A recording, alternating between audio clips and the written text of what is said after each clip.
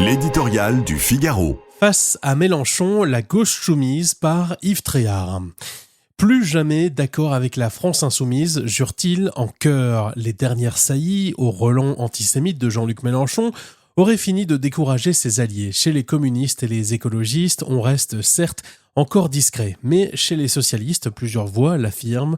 Désormais haut et fort, il faut rompre les liens avec le tribun du chaos.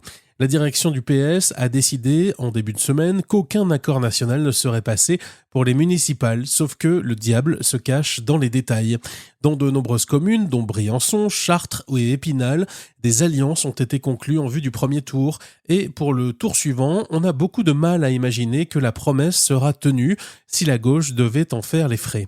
À Paris, le socialiste Emmanuel Grégoire admet que Mélenchon fait mal, mais répète surtout que son adversaire c'est Dati.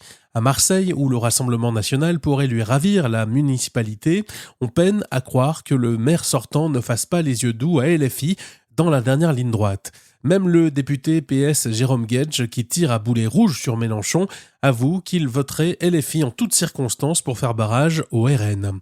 Ridiculisé, humilié, insulté à longueur de discours par celui qui veut sa mort, le PS se soumet quand même par lâcheté et pleutrerie en l'absence d'un chef digne de ce nom. De crainte de perdre des sièges et des financements, ses membres, à de très rares exceptions près, vont continuer à pactiser avec le diable.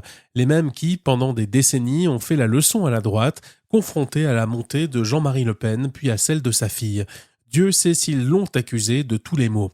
Elle n'a pourtant jamais perdu son âme, pour reprendre l'expression consacrée dans un quelconque pacte faustien.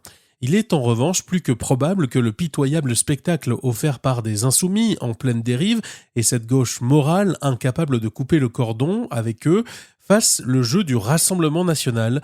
Aujourd'hui, LFI et le reste de la gauche sont une formidable blanchisseuse pour le RN.